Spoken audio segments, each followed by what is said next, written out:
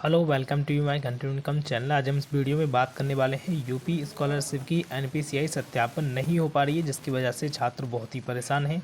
तो किस तरीके से आप अपनी यूपी स्कॉलरशिप की एनपीसीआई सत्यापन करेंगे जिससे कि आपको कोई भी दिक्कत ना आए। और जिन छात्रों के एनपीसीआई सत्यापन करने में इस तरीके की प्रॉब्लम्स हो रही है, जैसे कि status note received from NPCI server, तो आखिर इस प्रॉब्लम के सलूशन के लिए आपको कहीं भी जाने की ज़रूरत नहीं है। आपको यहाँ पर हम लाइव प्रूफ के साथ ये प्रॉब्लम का समाधान करके दिखाएंगे और यहाँ मोबाइल पर ही आप कर सकते हैं।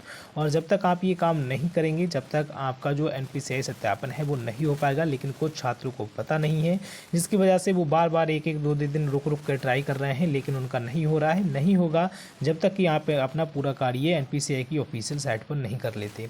तो किस तरीके से क्या करना होगा और आपको क्या करना है, सभी कुछ हम आपको इस वीडियो में बताएंगे। इसके साथ ही जिन छात्र छात्राओं का अभी तक यूपी स्कॉलरशिप का रिन्यूअल फॉर्म नहीं हुआ है या फिर लॉगिन नहीं हो रहा है, उनके भी सॉल्यूशन समाधान हम आपको बताएंगे। और जो छात्र छात्राएं UG PG BA BSc BCom या फिर 12 के ऊपर अदर कोर्सेज के स्टूडेंट्स हैं और अपने फार्म को अप्लाई करने की कोशिश कर रहे हैं, लेकिन उनको दिक्कतें आ रही हैं बीआर सॉरी या फिर पासवर्ड इनवैलिड की, तो उनके भी समाधान हम आपको इस वीडियो में बताने वाले हैं कि पासवर्ड इनवैलिड की प्रॉब्लम से कैसे बचा जाए और जो आपको बीआर सॉरी की समस्या आ रही है इसका समाधान क्या है। सभी टॉपिक्स पर हम आराम से बात करेंगे। वीडियो बहुत ही इंपॉर्टेंट है, इसलिए आप वीडियो को सभी स्टूडेंट्स बहुत ही ध्यानपूर्वक देखें, वरना आपको प्रॉब्लम्स हो सकती है। तो सबसे पहले यहाँ पर बात करते हैं एनपीसीआई सत्यापन के बारे में। क्योंकि एनपीसीआई सत्यापन अगर आपका नहीं हो पा रहा आपके स्टेटस में, एनपीसीआई सत्यापन पर जैसे ही आप क्लिक कर रहे हैं आपके सामने इस तरीके का इंटरफेस निकल कर आ रहा है। जैसे कि मैं आपको यहाँ पर दिखा दूँ, इस तरीके से आप यहाँ पर देख सकते हैं कि जैसे कि हमारा ये है एनपीसीआई सत्यापन वाला ऑप्शन, एनपीसीआई सत्यापन। जैसे ही हम इस एनपीसीआई सत्यापन वाले ऑप्शन पर क्लिक करेंगे तो हमारे सामने इस तरीके का ऑप्शन निकल कर आ जाएगा। और हम चेक एनपीसीआई स्टेटस पर जैसे ही हम क्लिक करेंगे तो हमारे सामने जो ऑप्शन है वो या तो बीआर सॉरी आ जा रहा है, या तो इस तरीके से लिख कर आ जा रहा है अधिक स्टूडेंट्स का status note received from NPCI server. तो यहाँ पर इस समस्या का समाधान क्या है और इसी की वजह से छात्रों के जो फार्म है वो एनपीसीआई से सत्यापन नहीं हो पा रहे हैं। तो इसके लिए दोस्तों आपको सबसे पहले एनपीसीआई सत्यापन की ऑफिशियल साइट पर जाना होगा। वहाँ पर जब सत्यापन करेंगे तब यहाँ पर सत्यापन हो पाएगा। तो किस तरीके से आपको क्या करना है वो इसके लिए मैंने लिंक आपको वीडियो के डिस्क्रिप्शन बॉक्स में दे दी है। तो जैसे ही आप लिंक पर क्लिक करेंगे आपके सामने नेक्स्ट इंटरफेस इस तरीके का निकल कर आ जाएगा। यहाँ पर आप देख सकते हैं आपकी यूपी स्कॉलरशिप फार्म भरने से रिलेटेड जो सारी जानकारी है स्टेप बाय स्टेप उपलब्ध कराई गई है। आप अच्छे से इस जानकारी को रीड कर सकते हैं। जिन छात्रों को बीआर सॉरी की प्रॉब्लम्स आ रही है वो इस पर क्लिक करके उसका समाधान पा सकते हैं। फिलहाल इसके बारे में हम वीडियो में बताएंगे, तो आप वीडियो में लास्ट तक बने रहें। इसके अलावा आप पढ़ भी सकते हैं आकर यहाँ पर।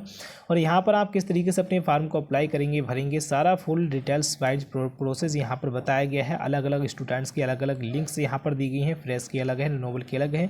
जिस भी कैटेगरी के हैं आप उस पर क्लिक करके अपने फार्म को भर सकते हैं। इसके अलावा यहाँ पर आपको पीएफएमएस स्टेटस देखने का भी तरीका बताया गया है कि किस तरीके से आपकी कितनी स्कॉलरशिप कब कितनी खाते में आपके आने वाली है, वो भी तरीका यहाँ पर बताया गया है। तो आप वो भी देख सकते हैं अपना मोबाइल नंबर और ओटीपी अपने बैंक अकाउंट नंबर से। यहाँ पर फुल प्रोसेस आपको बताया गया। इसके बाद आप नीचे थोड़ा स्क्रॉल करते आएंगे तो यहाँ पर आप देखेंगे आपको 3-4 लिंक्स मिलेंगी। सबसे पहले आपको यूपी स्कॉलरशिप की ऑफिशियल वेबसाइट की लिंक मिलेगी। उसके बाद आपको पीएफएमएस की लिंक मिलेगी और आप यहाँ नीचे देखेंगे तो आपको नीचे यहाँ पर मिलेगा check NPCI status UP scholarship. आपको यहीं से अपनी यूपी स्कॉलरशिप की जो एनपीसीआई स्टेटस है वो चेक करना है। यहाँ पर आगे आपको लिखा मिलेगा क्लिक, आपको इसी वाले ऑप्शन पर क्लिक कर देना है। जैसे ही आप इस वाले ऑप्शन पर क्लिक करेंगे आपके सामने नेक्स्ट इंटरफेस इस तरीके का निकल कर आ जाएगा। आप यहाँ पर देख सकते हैं लिखा गया है, जब आप थोड़ा सा नीचे स्क्रॉल करेंगे तो यहाँ पर आपको एक जगह पर लिखा हुआ मिलेगा आधार लिंकिंग स्टेटस। यहाँ पर आप नीचे देख सकते हैं लिखा है बैंक सीडिंग स्टेटस। आपको इसी वाले ऑप्शन पर क्लिक कर देना है। जैसे ही आप इस वाले ऑप्शन पर यहाँ पर क्लिक करेंगे तो आपके सामने इस तरीके का इंटरफेस निकल कर आ जाएगा और यहाँ पर सबसे पहले आपसे लॉगिन कराया जाएगा।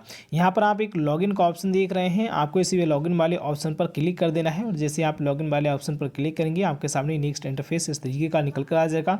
आप यहाँ पर डराना घबराने की ज़रूरत नहीं है, ये आधार कार्ड की ऑफिशियल वेबसाइट है। आप यहाँ पर आराम से लॉगिन कर सकते हैं, गवर्नमेंट की ऑफिशियल वेबसाइट है।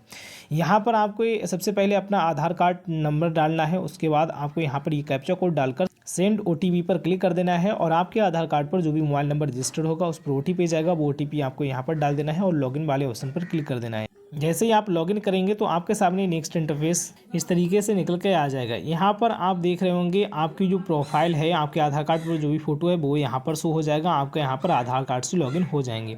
लॉगिन होने के बाद आप यहाँ पर नीचे थोड़ा स्क्रॉल करेंगे और देखेंगे यहाँ पर लिखा होगा बैंक शेडिंग स्टेटस। आपको इसी वाले ऑप्शन पर क्लिक कर देना है। जैसे ही आप इस बैंक शेडिंग वाले ऑप्शन पर क्लिक करेंगे तो यहाँ पर आपको एक दिक्कत और हो सकती है। इस तरीके का टॉपअप ऊपर से गिर सकता है और आपकी साइट ना खुले हो सकता है, लेकिन अधिकतर खुली जाएगी। कभी कभी ये प्रॉब्लम्स आ जाती है। तो अगर इस तरीके की प्रॉब्लम्स आ जाती है तो ये आधार कार्ड की वेबसाइट में सर्वर की वजह से दिक्कत हो जाती है। कभी कभी आप रुक कर थोड़ा थोड़ा ट्राई करते रहें तो आपका यहाँ पर जो बैंक शेडिंग स्टेटस लिखा है इस पर क्लिक हो जाएगा। और जैसे ही इस पर क्लिक हो जाए तो आगे आपको नेक्स्ट इंटरफेस मिलेगा। उसी तरीके का सेम आपको आधार कार्ड नंबर डालना है, कैप्चा कोड डालना है और आपके आधार कार्ड नंबर पर OTP जाएगा। वो OTP आपको वहाँ पर डालना है। जैसे ही आप OTP वहाँ पर डालेंगे और सबमिट करेंगे तो आपके सामने दो तरीके के इंटरफेस निकल कर आ सकते हैं। पहला तो आपके सामने इस तरीके का इंटरफेस निकल कर आ सकता है और दूसरा क्या आएगा अभी हम आपको उसके बारे में बताएंगे। पहला आपके सामने इस तरीके का इंटरफेस निकल कर आएगा, congratulation your Aadhaar bank mapping has been done. तो इस तरीके का अगर आपके सामने आ जाता है तब आपको परेशान होने की ज़रूरत नहीं है। आपका यूपी स्कॉलरशिप में NPCI सत्यापन आराम से हो जाएगा। इसका मतलब ये है कि आपका जो यूपी स्कॉलरशिप का पैसा आने वाला है वो किस बैंक में आएगा, कौन से खाते में आएगा, वो यहाँ पर दिखा रहा है। मतलब यूपी स्कॉलरशिप का पैसा आधार बेस डाला जाता है तो आपका यूपी स्कॉलरशिप का जो पैसा है उसी खाते में जाएगा जिस खाते में आपकी NPCI मैप्ड व DBT चालू होगी, आधार कार्ड लिंक होगा।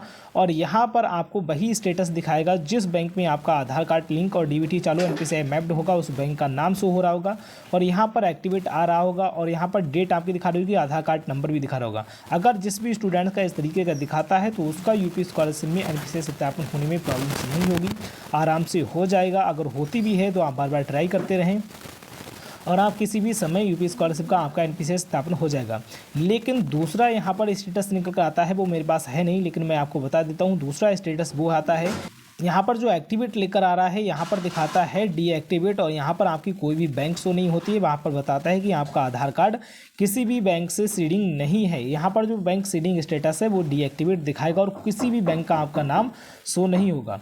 तो समझ लेना कि आपका किसी भी बैंक में NPCI मैप्ड नहीं है, आधार कार्ड लिंक नहीं है और DBT चालू नहीं है, जिसकी वजह से आपका यूपी स्कॉलरशिप की साइट पर NPCI सत्यापन नहीं हो पा रहा है। NPCI सत्यापन आपका जब तक नहीं होगा जब तक कि आपका किसी बैंक से NPCI मैप्ड नहीं करा लेंगे और अपने आधार कार्ड को लिंक कराते हुए और DBT को चालू नहीं करा लेंगे, जब तक आपका यूपी स्कॉलरशिप की साइट में NPCI सत्यापन नहीं होगा।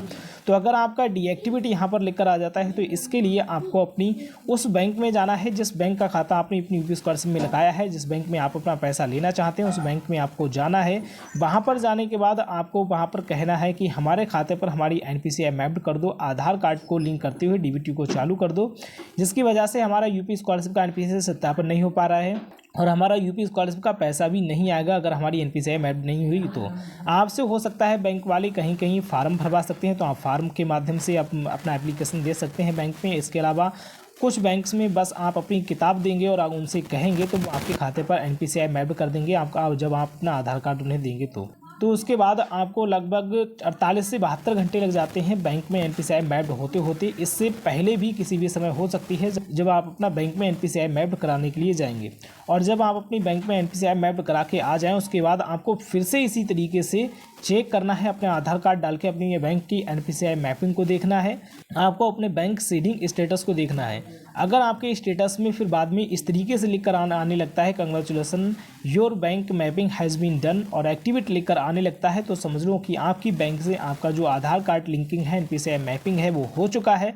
और ये जब आपके स्टेटस में शो होने लगे तब आपको अपनी यूपी स्कॉलरशिप की साइट में जाना है, लॉगिन करना है। लॉगिन करने के बाद आपको अपने NPCI वाले ऑप्शन पर क्लिक करके और अपने NPCI ऑप्शन को सत्यापन कर लेना है। जब आप बैंक से इस तरीके से मैपिंग करा के अपने यूपी स्कॉलरशिप में NPCI को सत्यापन करेंगे तो 100% आपका सत्यापन हो जाएगा और आपको किसी भी तरीके की कोई भी दिक्कत नहीं आएगी।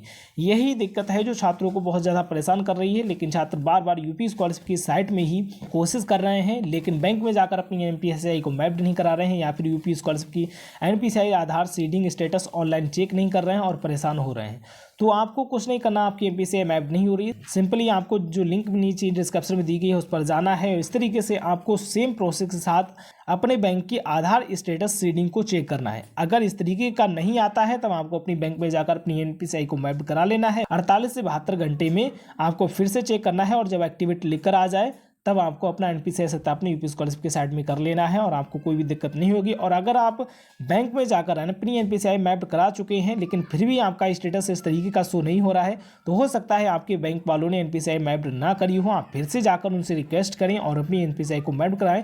जब भी आपकी बैंक से आपकी एनपीसीआई मैप हो जाएगी तो आपका जो यूपी स्कॉलरशिप में एनपीसीआई सत्यापन का ऑप्शन है वो सत्यापन करेंगे तो आपको इस तरीके की प्रॉब्लम्स देखने को नहीं मिलेगी और आप आराम से अपनी यूपी स्कॉलरशिप की साइट में एनपीसीआई सत्यापन को कर पाएंगे।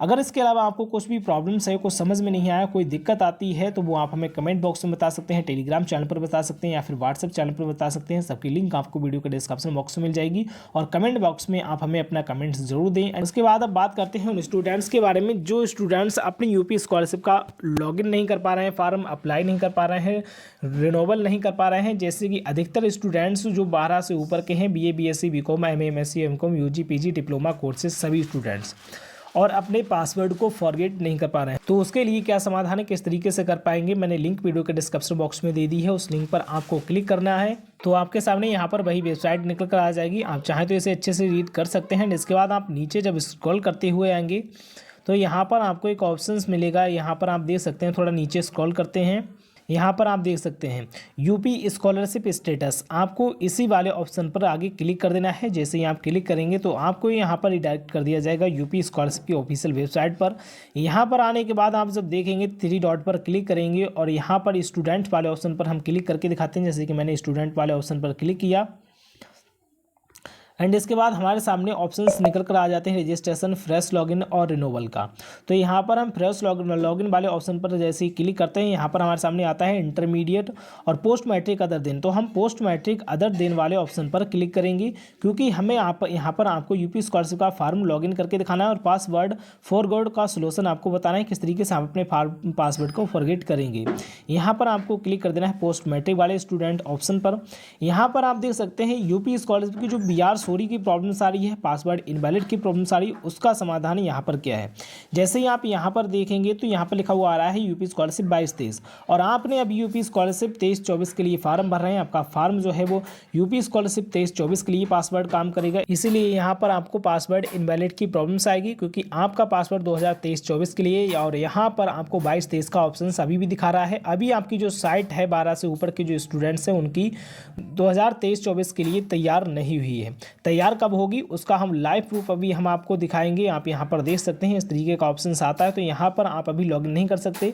और जो आपको BR सॉरी की प्रॉब्लम्स आ रही है वो भी इसी वजह से आ रही है क्योंकि आपकी अभी साइट जितने भी BA BSc BCom MA MSc MCom other diploma courses के जो स्टूडेंट्स हैं उनके लिए अभी यूपी स्कॉलरशिप की साइट 2023-24 के लिए लॉगिन के लिए तैयार नहीं हुई है। आप सिर्फ रजिस्ट्रेशन कर सकते हैं, लॉगिन नहीं कर सकते और रिनोवल नहीं कर सकते। तो कब से आपकी 2023-24 की साइट तैयार हो जाएगी उसके लिए भी ऑफिशियल डेट आ चुकी है। तो सबसे पहले आइए हम वो डेट आपको दिखा देते हैं। यहाँ पर देख सकते हैं यूपी स्कॉलरशिप की तरफ से ऑफिशियल नोटिस जारी किया गया है, छात्र छात्राओं द्वारा ऑनलाइन आवेदन किया जाना। ये नया नोटिस है। कब से डेट आपकी शुरू हो रही है वो आप यहाँ पर देख सकते हैं 10 नवंबर 2023 से 10 दिसंबर 2023। इससे पहले आपकी लास्ट डेट 31 थी और आप यहाँ पर देख सकते हैं ये बढ़ा दी गई है, अब 10 दिसंबर 2023 कर दी गई है। और आपकी साइड में जो 2023-24 का ऑप्शन है वो 10 नवंबर 2023 से आ जाएगा। उसके बाद आप 10 दिसंबर 2023 तक अपने फॉर्म को रिन्यूअल भी कर पाएंगे, लॉगिन भी कर पाएंगे, चाहे आप किसी भी कोर्सेज के स्टूडेंट्स हो, पोस्ट मैट्रिक, प्री मैट्रिक या फिर post matric other than student, सभी स्टूडेंट्स यहाँ पर लॉगिन कर पाएंगे। और आपको जो BR सॉरी पासवर्ड इनवैलिड की प्रॉब्लम्स आ रही है वो प्रॉब्लम्स भी नहीं आएगी।